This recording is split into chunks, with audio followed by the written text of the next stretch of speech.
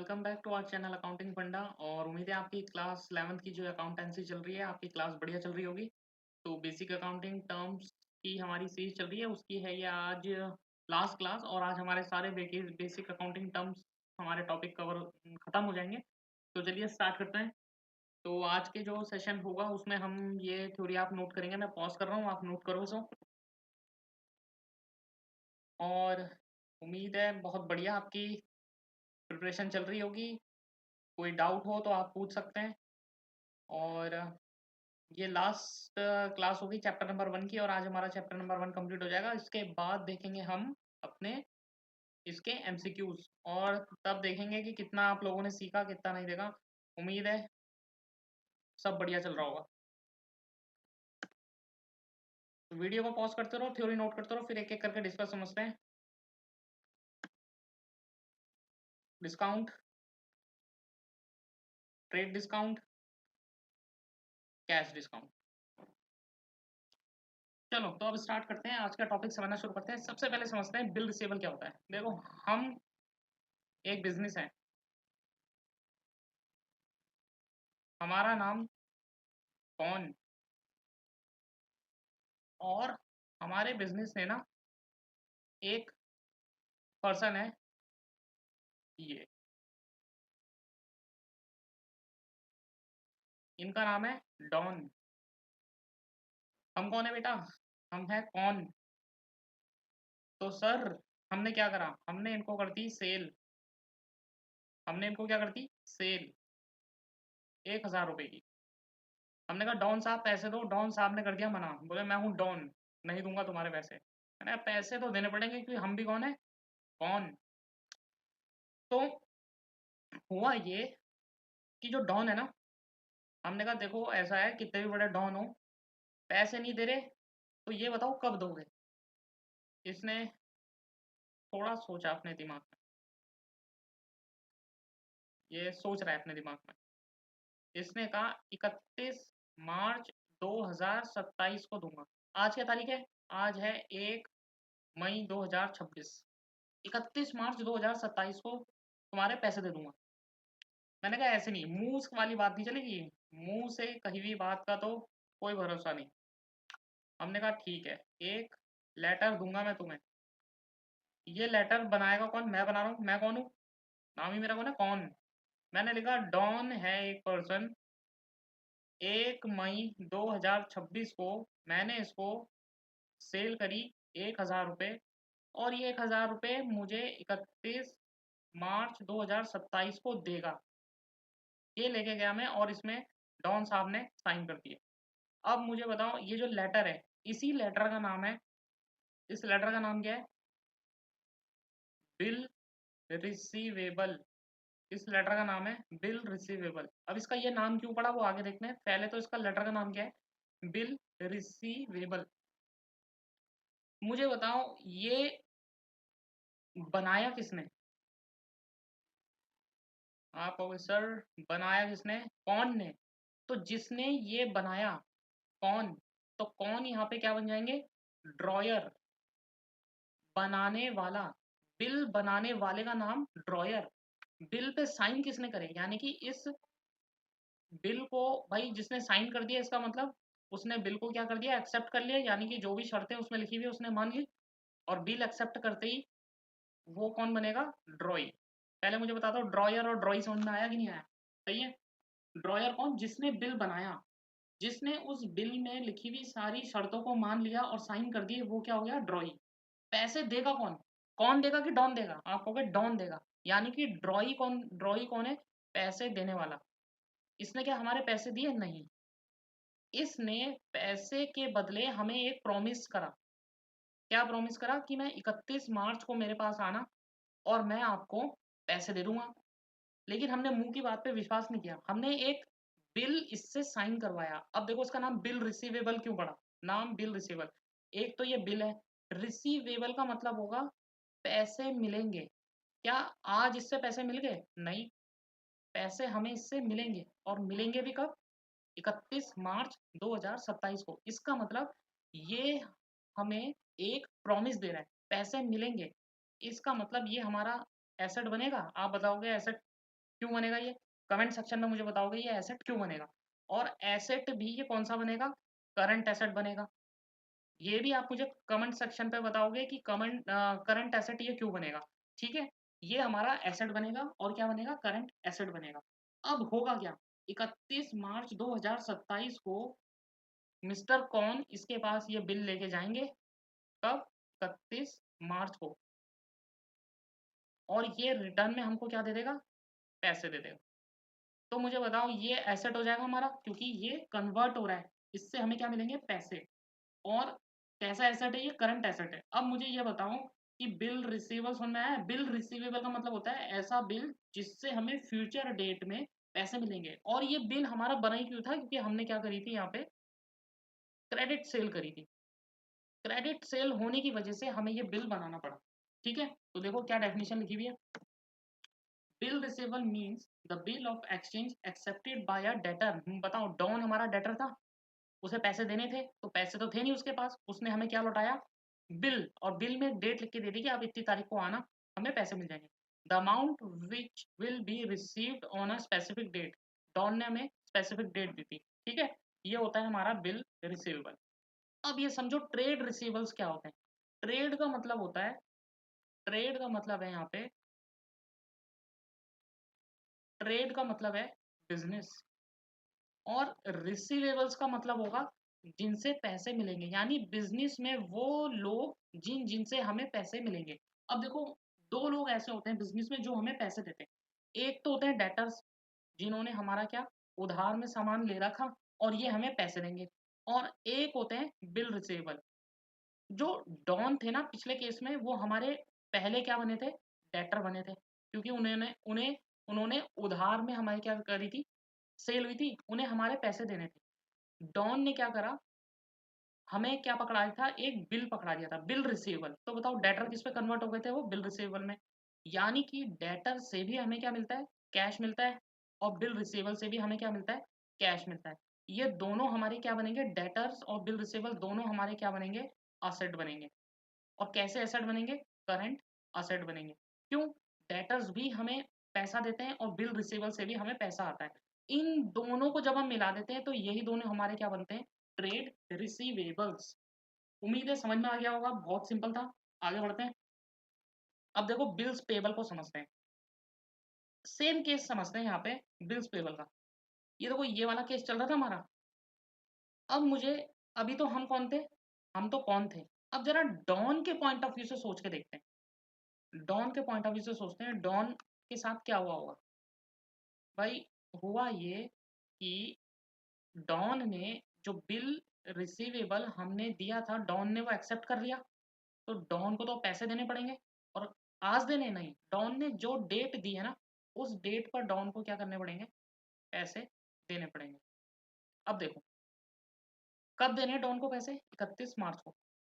तो मुझे बताओ, डॉन, अब ये जो बिल डॉन ने साइन करके इन कौन को दे दिया था, तो डॉन को तो पैसे देने।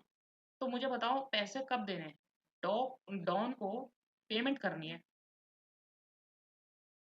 और पेमेंट कब करनी है? 31 मार्च 2027 को। तो मुझे बताओ डॉन के लिए ये क्या बनेगा? बिल्स पेबल, क्योंकि डॉन को तो पेमेंट करनी है। बिल कौन है? ये। और पेबल का मतलब होता है पेमेंट करनी है, यानी कि इस बिल पे डॉन को क्या करनी है? पेमेंट करनी है। अब मुझे बताओ पेमेंट करनी है, तो क्या बिल्स पेबल डॉन के लिए लाइबिलिटी बनेगी? अब आप बताओगे लाइबिलिटी क्यों बनेगी? और लाइबिलिटी भी कैसी बनेगी? ये करंट लाइबिलिटी। अब ये भी आप कमेंट सेक्शन में बताओगे कि ये करंट लाइबिलिटी क्यों बनेगी। ये आप करंट सेक्शन में बताओगे। ठीक है, अब देखो, जैसे ही 31 मार्च आएगी, डॉन को इसके पेमेंट करनी पड़ेगी।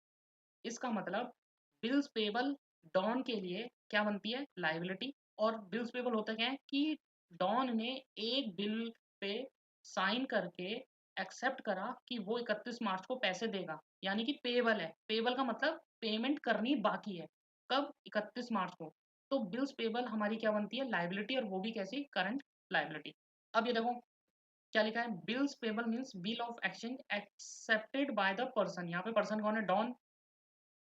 The amount which will be payable on a specific date, Don को पेमेंट करनी है, वो भी कब, 31 मार्च को। तो ये क्या बनेगा डॉन के लिए, बिल्स पेबल। वही बिल इसके लिए, इसके लिए कौन के लिए क्या बन रहा था, बी आर, क्योंकि इसको पैसे मिलने, और यही बिल डॉन के लिए क्या बनेगा, बिल्स पेबल, क्योंकि इसको पेमेंट करनी है। ये सही है। अब देखो ट्रेड पेबल्स क्या होते होंगे, बिजनेस में जो हमारे क्रेडिटर्स होते हैं, क्रेडिटर्स कौन होते हैं, जिनसे हमने उधार सामान ले रखा उनकी पेमेंट करनी है। तो क्रेडिटर्स भी हमारे क्या होते हैं, पेबल है, और बिल्स पेबल भी हमारे क्या होता है, पेबल। इसमें तो लिखा हुआ है देखो, पेबल, वो भी किस चीज की, बिल की पेमेंट करनी है। यानी कि ट्रेड का मतलब फिर से वही, बिजनेस, और पेबल का मतलब जिनकी हमें क्या करनी है, पेमेंट करनी है। यानी कि बिजनेस के वो लाइबिलिटी, जो टोटल लाइबिलिटी हमें क्या करनी है, पेमेंट करनी है। अब क्रेडिटर्स की भी हमें पेमेंट करनी है, और बिल्स पेबल की भी हमें पेमेंट करनी है। तो अगर इन दोनों को हम मिला दें तो हमें ये समझ में आता है कि ट्रेड पेबल्स का मतलब होता है बिल में टोटल हमें कितनी पेमेंट करनी है बिजनेस में, उनको बोलते हैं ट्रेड पेबल्स। देखो क्या, it is the amount payable for the purchase of goods और services taken in the ordinary course of business. यानी कि हमने कोई सामान खरीदा या कोई सर्विस ली, अब उसके अगेंस्ट में हमें पेमेंट करनी है।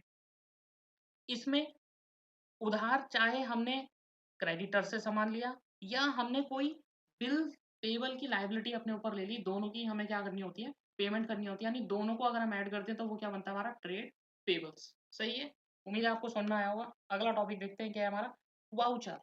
वाउचर क्या होता है, वाउचर होता है किसी भी बिजनेस ट्रांजैक्शन का प्रूफ, वो वाउचर है।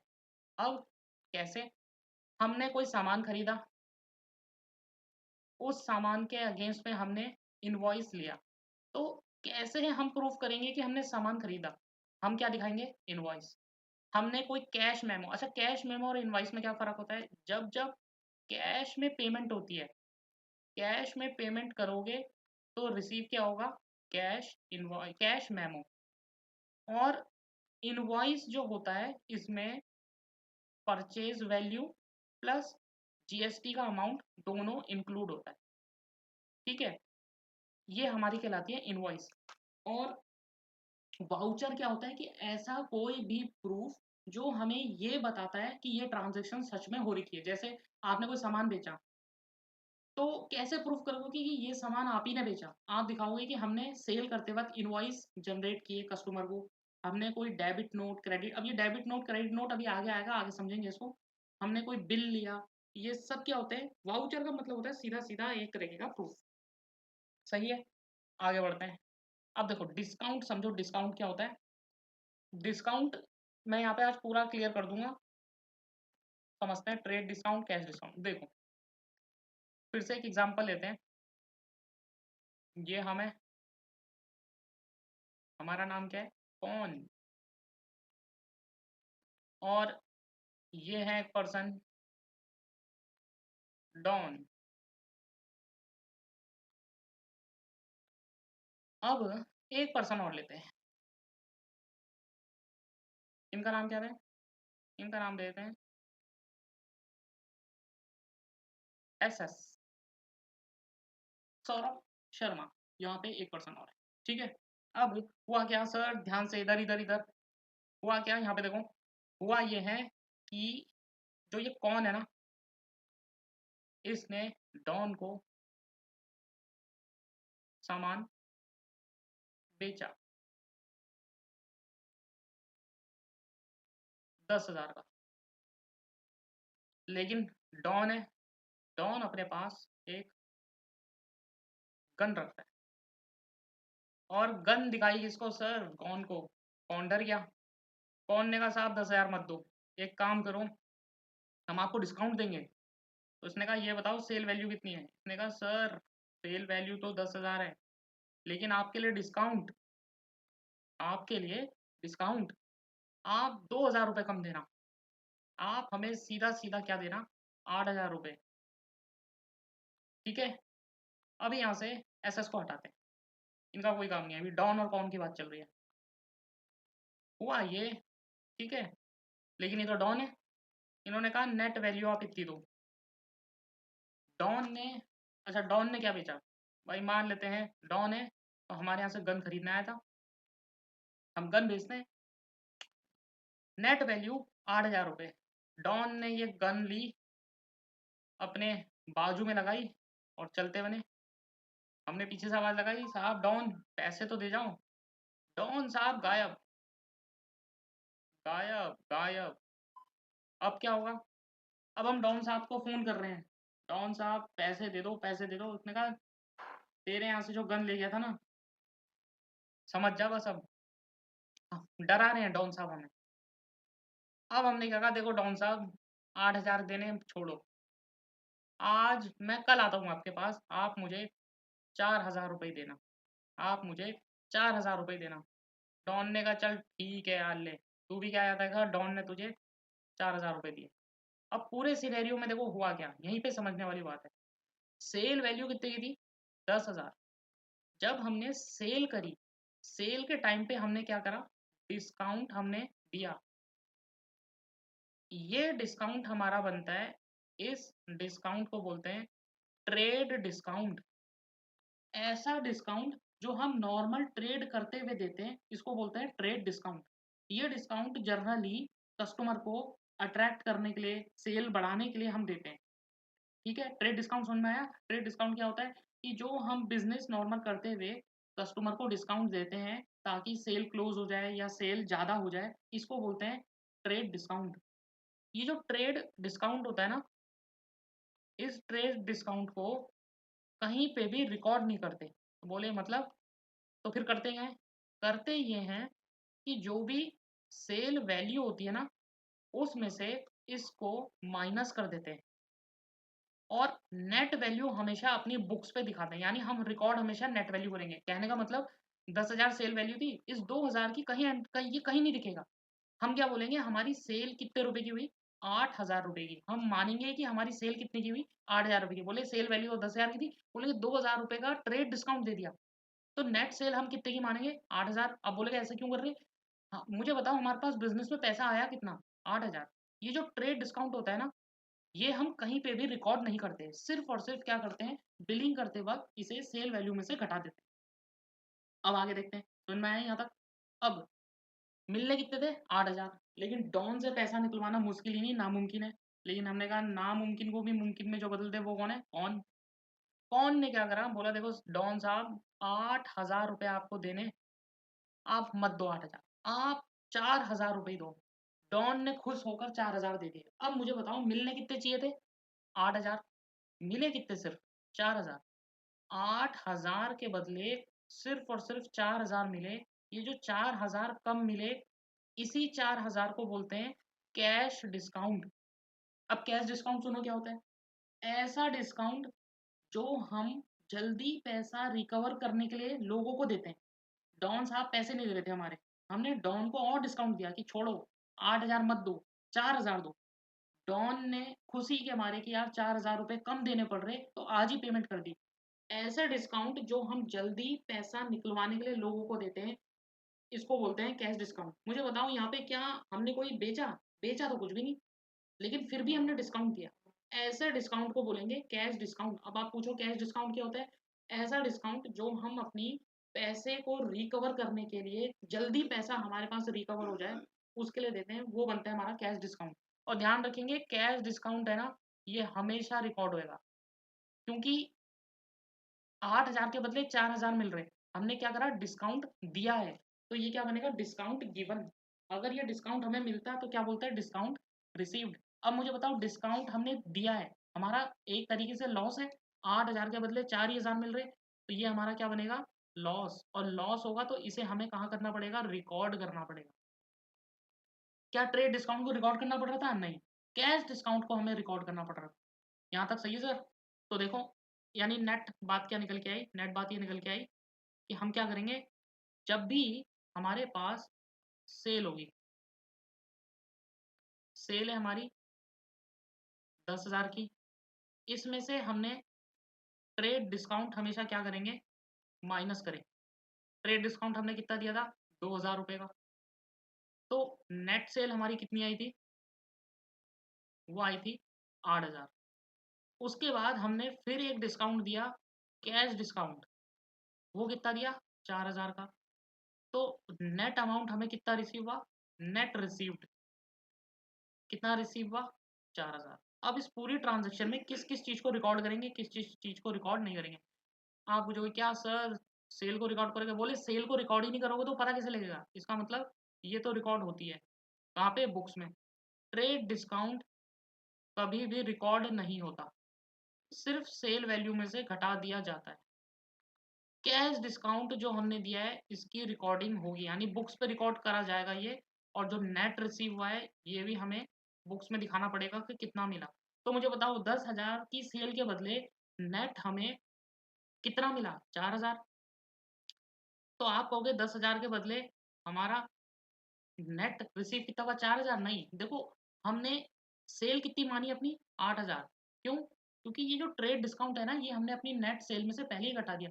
कुल मिला के हमने अपनी सेल को माना ही कितना है 8000। तो 8000 के बदले सिर्फ और सिर्फ कितने मिले 4000। यहाँ पर हमें लॉस हुआ है 4000 रुपए का। उम्मीद है कैश डिस्काउंट और ट्रेड डिस्काउंट भी आपको समझ में आ गया होगा। थ्योरी देखते हैं, देखो इसकी। डिस्काउंट क्या लिखा हुआ, it is a reduction in the price of goods और from the amount to be paid to a customer. कह रहे हैं या तो प्राइस में से घटा दो जैसे हम घटा रहे थे 2000, या कस्टमर ने हमें कम पैसे दिए वो भी डिस्काउंट होगा। डिस्काउंट दो तरह के, ट्रेड डिस्काउंट और कैश डिस्काउंट। देखो ट्रेड डिस्काउंट का क्या लिखा है, trade discount is a reduction in the price by the seller to the purchaser of goods when they buy goods of a certain quantity और वैल्यू। जनरली जब कोई bulk में खरीदता है ना तब हम ट्रेड डिस्काउंट देते हैं। जैसे यहाँ पे 10,000 की जगह हमने सिर्फ कितने लिए, उससे 8,000 लिए थे, तो वो जो 2,000 रुपये हमने दिए थे वही हमारा ट्रेड डिस्काउंट था। सेल्स आर रिकॉर्डेड, देखो important point, at net value that is sales minus trade discount. हम हमेशा किसको रिकॉर्ड करेंगे 8,000 को करेंगे, ये 2,000 जो हमने डिस्काउंट दिया माइनस कर देंगे अपनी सेल्स में से। Similarly, purchases are recorded by the purchaser at the net value purchase minus trade discount. Simply वही कि जिस परचेजर ने हमें 8,000 रुपए दिए क्या वो अपनी परचेज 10,000 की दिखाएगा, नहीं, उसने पैसे कितने दिए 8,000, तो वो अपनी परचेज भी कितनी मानेगा 8,000। ये होगा हमारा ट्रेड डिस्काउंट। कैश डिस्काउंट देखो क्या लगा, cash discount is a discount allowed for timely payment of due amount. कहा था मैंने कि जल्दी रिकवर करने के लिए या टाइम पे पेमेंट करने के लिए जो हम डिस्काउंट देते हैं वो हमारा क्या बनता है, कैश डिस्काउंट बनता है। ये एक तरीके से हमारा क्या होता है, एक्सपेंस होता है। और क्यों होता है, क्योंकि हम डिस्काउंट देते हैं किस पे, इनकम। अच्छा ये देखो दो चीजें यहाँ पे, एक्सपेंस तो किसके लिए बनेगा, कौन के लिए, कौन ने डिस्काउंट दिया था उनके लिए क्या बनेगा ये एक्सपेंस। लेकिन डॉन के लिए क्या बनेगा ये इनकम, क्योंकि डॉन को 8,000 के बदले सिर्फ कितने देने पड़ रहे थे 4,000। तो जिस पार्टी ने डिस्काउंट दिया है उसके लिए तो है खर्चा, जिस पार्टी को कैश डिस्काउंट रिसीव हुआ है उसके लिए ये क्या बन जाएगी इनकम। और मैंने क्या कहा था, it is recorded in the books of accounts, इसको बुक्स ऑफ अकाउंट्स में भी रिकॉर्ड करते हैं। और यहाँ खत्म होता है हमारा चैप्टर नंबर 1, और सारे बेसिक अकाउंटिंग टर्म्स इस चैप्टर नंबर 1 के कंप्लीट हो गए हैं। अब एक नेक्स्ट वीडियो देखेंगे जिसमें मैं इनसे रिलेटेड सारे के सारे क्या लाऊंगा, एमसीक्यूज लाऊंगा। मोस्ट प्रोबेबली है कि वो सेशन मैं लाइव लूँ, क्योंकि लाइव सेशन लेने में मुझे ये पता लगता है कि आप लोग कितना रिस्पॉन्स कर रहे हो या कितना आपको समझ में आ रहा है। तो ठीक है, अब इसकी एमसीक्यूज देखेंगे नेक्स्ट सेशन में। मिलते हैं आपसे नेक्स्ट क्लास।